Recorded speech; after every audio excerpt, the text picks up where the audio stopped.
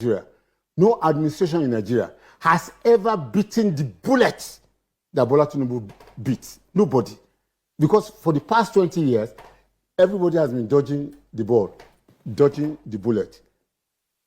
The issue of fuel subsidy during campaign, everybody agreed that it must go. It was wasteful spending.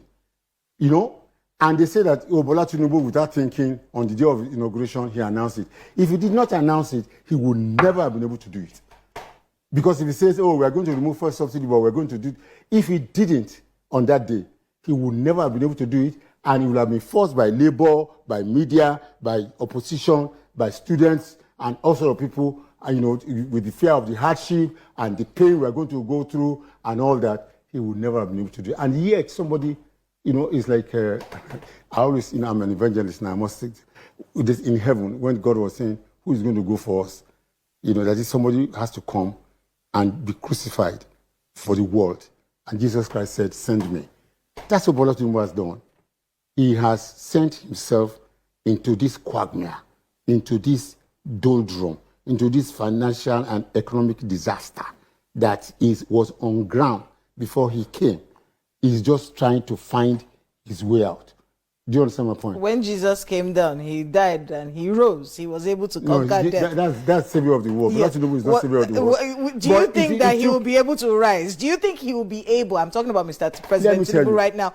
Do you think he will make it out of this? Let me share an example. Let me tell you, I know people are going to say I'm saying something. There's nothing wrong in saying something nice about somebody you know. Let me tell you something I've not shared before.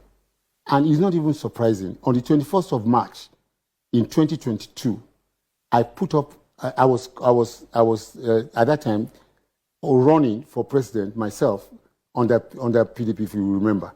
And I said, if Bola Tinubu wins, I never gave him a chance. If Bola Tinubu wins the primaries, that he will do well. And that he was perhaps going to be the second best person to me. That's what I said. But that's because I know the gentleman. I have had, so many years ago, maybe I've not seen Bola Tinubu now in 7 years. I've not set my eyes on him. Maybe I spoke to him about 5 years ago on telephone. That's all. But what I'm saying is this. One day in Bodinon, on a Saturday morning, I drove by his house, and by strange coincidence, there was nobody in the house. It was just him in his 90. So we went in. We spoke for 3 hours. That was the day I changed my mind about Bola Tinubu. He told me and he showed me the master plan for Lagos. And he said, I said, yeah. He said, if we put a goat as governor, from now for the next 25 years, nothing but progress will happen to Lagos. I said, how? He then showed me so many things. That was when he showed me the 4th Mainland Bridge, the airport at Lekki, the Lekki Free Trade Zone, the marina. What they plan for marina, they have not even done that. It's going to be like Paris, where all the ground floor of shops will be shops, and then there will be living quarters upstairs and all that. So I asked him, I said, if you are this good, and you say, Yar'Adua is your friend, why didn't you just even advise him? He said, just wait. He went upstairs. As I'm speaking to you, I speak to you as a Christian.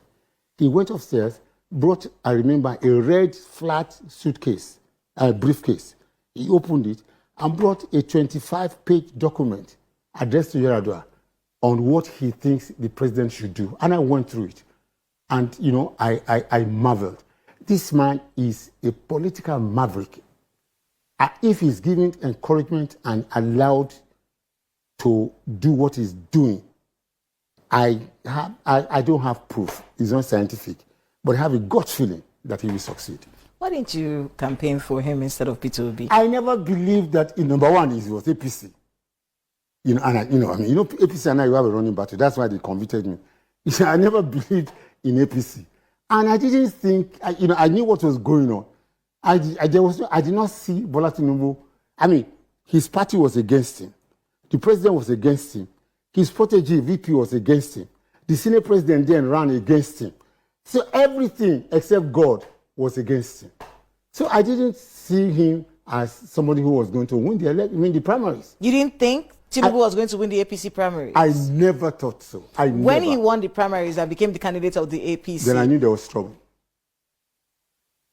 Because I know him. I knew there was trouble. Bola Tinubu is dogged, he's rich, and purposeful. I knew he would fight. APC is under new management right now. You could join the APC. Do you belong to any political party right now? I don't belong to a political party now. I have gone beyond joining political parties. I've done my bit. Well, you could be a statesman in the party, help them steer. I don't have to be in the party. I'm a statesman. I can, look, whatever I do from now on is to help Nigeria and Nigerian people. All God has put us together.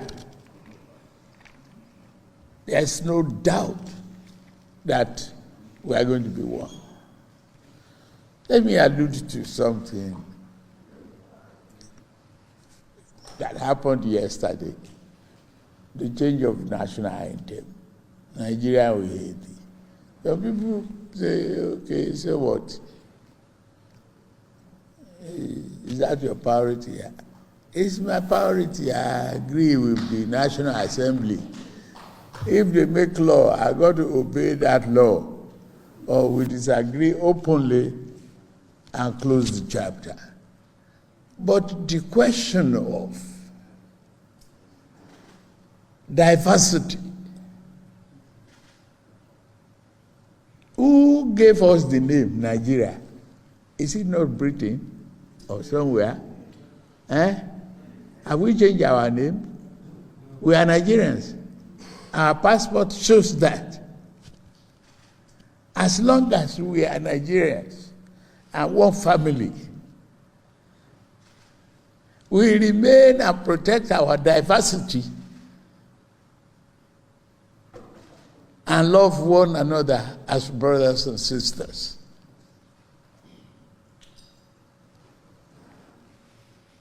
Thank you, sir. For all that you are doing,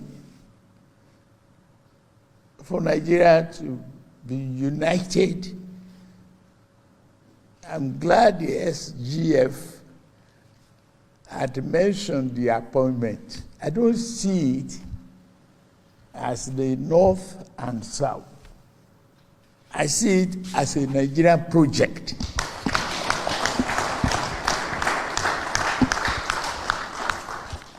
The question of who you are, you have no control over it. It is God Almighty that put you in that particular place and make you a member of that family. You have no control over it.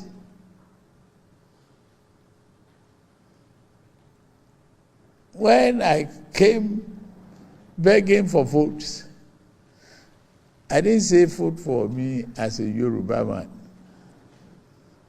I say vote for me as a Bola Ahmed Tinubu, one of you. Accept me. And I could see the result. I'm handing on to that mandate jealously. And I'm working my heart out. And I promise you, I still work harder.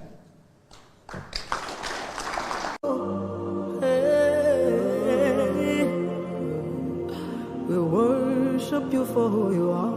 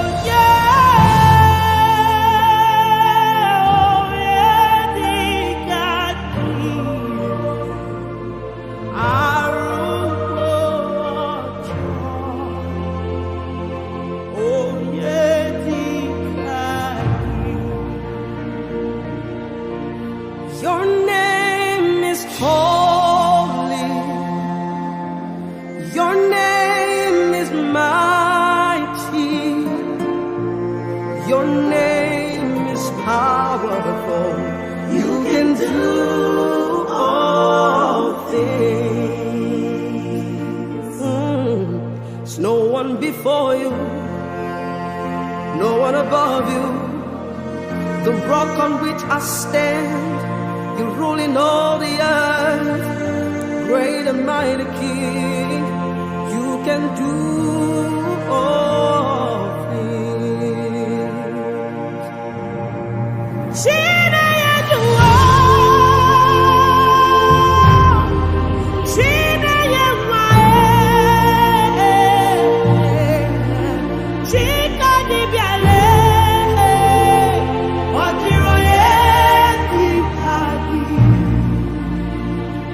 Give